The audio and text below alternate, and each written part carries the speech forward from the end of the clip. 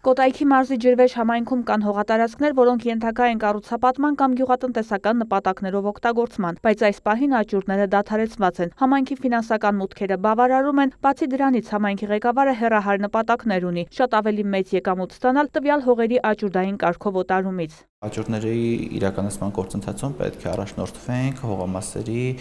տվյալ պահին գործող շուկայական մոտարկված արժեքներով, երբ որ նախկինում կադաստրային արժեքով էր այդ ամեն ինչը տեղի ունենում, հիմա արդեն պետք է տեղի ունենա շուկայական մոտարկված արժեքով, ինչը բնականաբար ավելի մեծ հոսքեր է ապահովելու համայնքի բյուջե եւ այստեղ լինում է հետեւյալ հանգամանքեր, թե օրինակ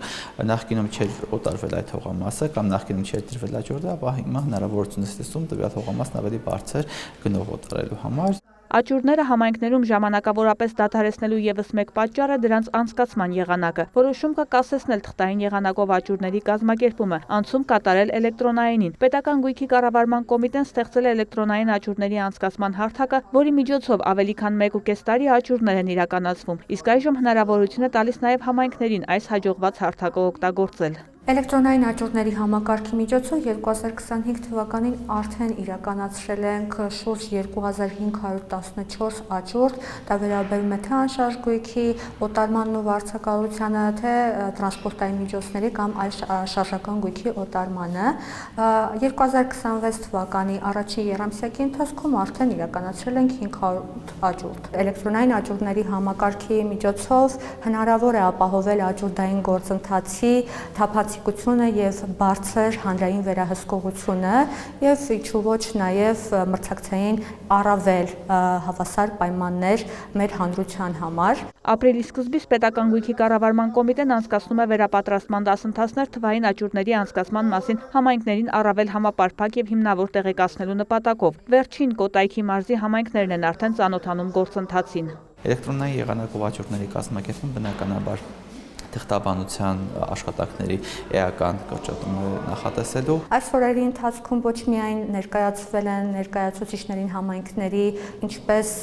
աճուրդ տեղադրել, ինչպես ապրանք տեղադրել, ինչպես աճուրդի առհասարակ